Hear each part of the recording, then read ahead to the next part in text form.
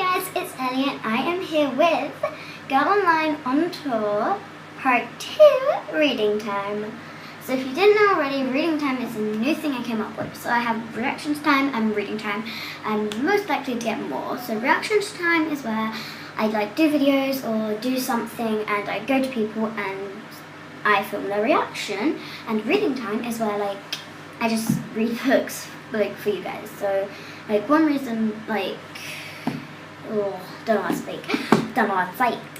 So if you don't have a book that you really want but you don't have it, then if I have it, you can comment down below what book you want, and if I have it or if I want it, I'll go and get it, or if I get it or whatever, then I can start reading it. So now I'm reading Girl Online on Tour by Zoe Suggs, and I got up to page 6 because it was really, it was long. So let's get going. So I'm going to read chapter 2, which is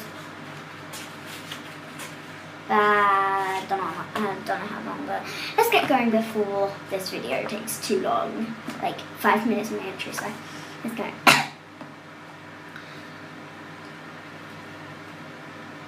The hallway is almost deserted, and the only sound is the squeak of my Converse trainers on the Lillian floor.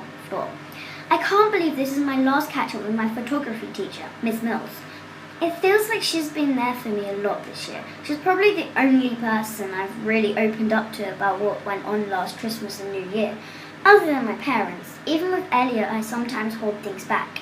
Having a set of imparator ears was something I never wanted, but also never knew I needed. It didn't help that I had a panic attack in the small cupboard Miss Mills converted into a makeshift darkroom. It was only a couple of weeks after the news broke online about Noah and me. Normally I find the darkroom soothing, but whether it was the fumes of the enclosed space or the fact that the picture I was developing was of Noah's handsome face, a face that I wouldn't be seeing for ages, I almost passed out into the chemicals. Luckily it was after school, so no one had to see Panicky Penny in action all over again, and Miss Mills made me a cup of tea and fed me biscuits until I started talking and just couldn't stop. She helped me ever since, but I knew that what would have helped the most, my blog.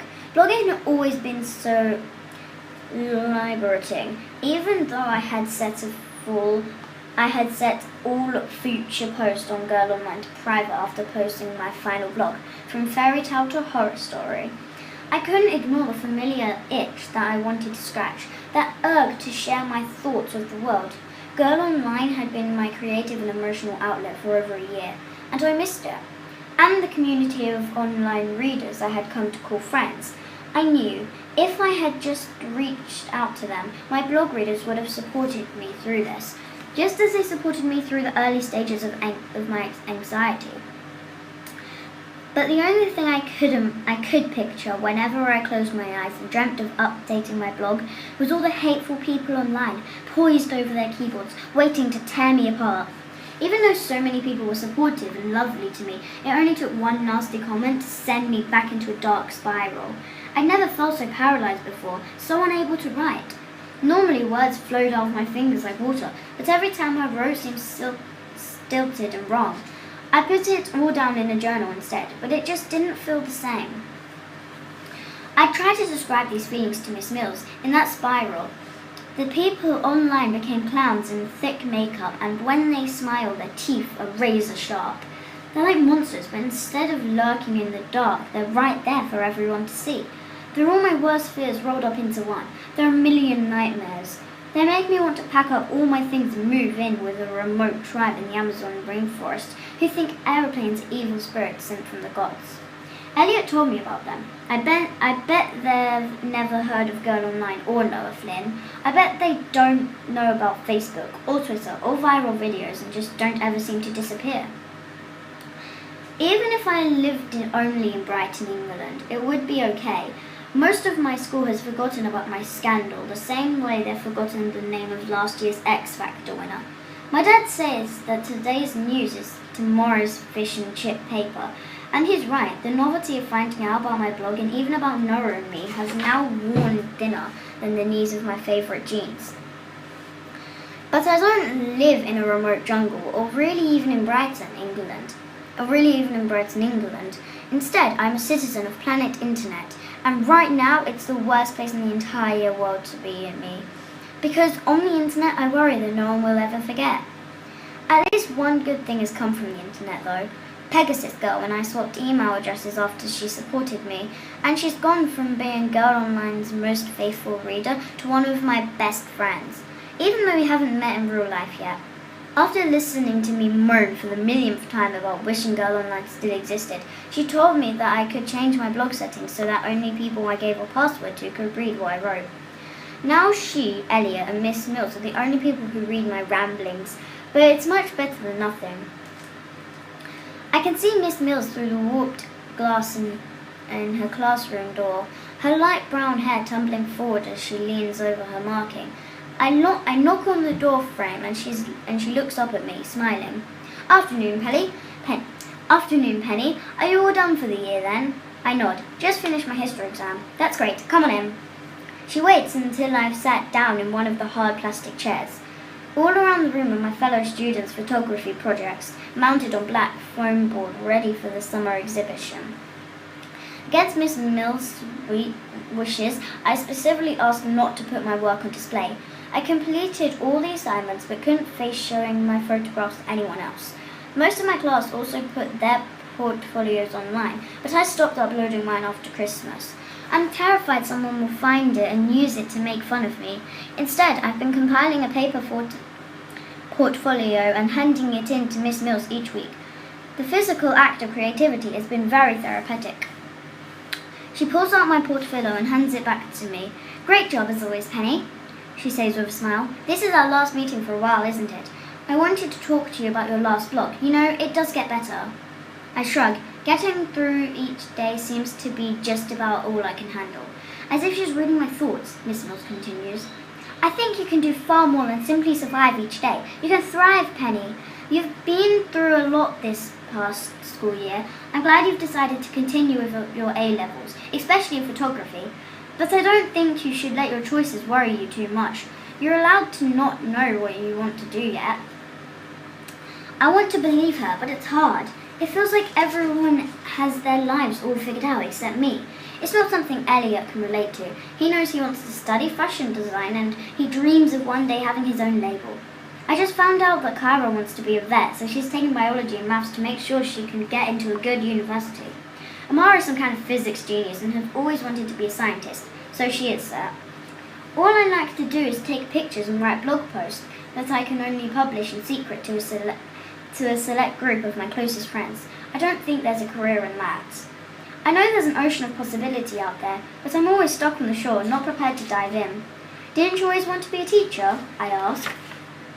She laughs. Not really. I kind of fell into it. I wanted to be an archaeologist until I realised that archaeology isn't about Indiana Jones-style adventuring and too often involves categorising tiny fragments of bone for hours on end. I spent a lot of time feeling lost. That's how I feel, I say, lost in my own life, and I don't know how to use a compass. Is there GPS for your life, Miss Mills? Miss Mills laughs.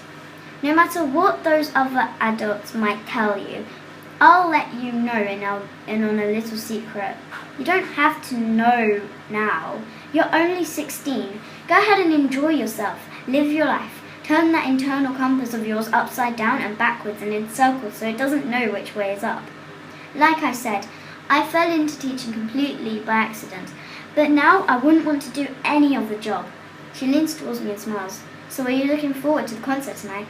It's all anyone in my other classes could talk about. Isn't Noah supporting the sketch? I grin, glad for the change of subject. My heart lifts as I think of seeing Noah again. There's a point when Skype and texting just don't cut it. And that point is now. It's also going to be the first time I've ever seen him perform live on stage, in front of thousands of screaming girls. Yes, he's the opening act. It's a huge deal for him. Sounds like it. Well, you take care of yourself over the summer, and don't forget about your prep for A-level photography. She questions to my portfolio. Are you sure you don't want to exhibit? You've got some amazing work in here, and it deserves to be recognised. I shake my head. She signs. But she knows it's a losing battle. Well, all I can say is keep on writing your blog, Penny. It's your talent. You know how to connect with people, and I don't want to lose that. Make that your summer assignment from me this year. Alongside your photographs, I want a full report of your travels when you get back. I smiled, sliding the portfolio notebook into my bag. Thanks for all your help this year, Miss Mills. I think about our photography assignment for the summer. Miss Mills has asked us to look at alternative perspectives. I challenged to see things from a different angle. I have no idea what I'm going to do, but I'm sure going on tour with Noah will offer up a million different opportunities. You're welcome, Penny. I leave the classroom and am back in the deserted hallways. I feel my heart beating inside my chest as I pick my pace up to a jog and then a run. I burst through the doors that lead outside, throw my arms wide and twirl on the front step of the school. I blush pink when I realise how cheesy that must look. But I have never been so ready for the school year to be over. Freedom has never felt so good. This video is also 11 minutes long, but I've only got a little bit left, okay? And this part doesn't take long to read. 25th of June. Exams are officially over and how to survive them when they return. Drum roll, please. I finished school for the year. Done. Finito. It wasn't that bad. Repeat, it wasn't that bad. But I did have some help. Big thanks to Wiki, my best pal. Coming up with some strategies for coping when it felt like all I was doing was studying, and more studying. If I don't write these strategies down now, I know I will have forgotten them when exam times comes around next year. For some reason, no matter how many times I have to sit exams, I always find them just as terror-inducing as before. 5 ways to survive exams from someone who hates exams. 1. Revise. Okay, some might say that's an obvious one, but this year I drew up a calendar of each subject on it and gave myself a gold star sticker whenever I completed an hour's revision. It felt a bit like being back in primary school again, but actually seeing all the progress I was making by way of a constellation of gold stars all over my calendar made me feel loads more confident in my preparation. 2. Bribes. Not ones for your teachers or your examiner, but for yourself. Whenever I completed a full revision week, see step 1, I went to Gustio Gelato and I got myself a gelato burger as a reward. Nothing like using a sweet treat as a motivation. 3. Do the hard questions first. Wiki's top tip. He says to focus on the questions that are worth the most marks first of all, so you don't get stuck at the end and have to scribble down nonsense for your big essay. 4. Coffee. I don't even like coffee, but according to my brother it helps. I did try it, but every time I took a sip it made me cringe, and I ended up staying awake all night. Plagued by exam shivers, so maybe that's not such a good tip after all. 5. Dream of summer. Remember that there is a life after exams. This is basically what got me through the knowledge that very soon I'll be a Brooklyn boy again. Girl offline, never going online. XXX. So that is Girl Online on to part 2 reading time. Next we are going to read this. So this is the part I got up to anyways. We're going to read part of chapter 2 and this is my little bookmark. Okay, so my bookmark is like this. So it's a nice blouse thing, and then on the back is like this, and it's like a flap. And I didn't make this because my sister said I could use some of her 18th birthday cards.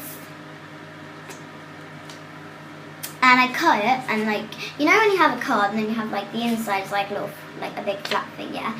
Well, I took this one to use. So when I put it in, I put the flower side on the page I'm on, and I put the other side, I slip it down the back of the page. So on the page I'm on, it looks like that. And on the page behind it is where I slipped it back. So it looks like that. Yeah? So if you have any video suggestions or any questions for me to do, like maybe I'll do a Q&A. I'll do a Q&A soon. So if you have any questions, or if you have any video suggestions, or if you have any book suggestions, then just comment it all down below. Yeah, so please like, subscribe to my good friend Sania, subscribe to me, and comment down below.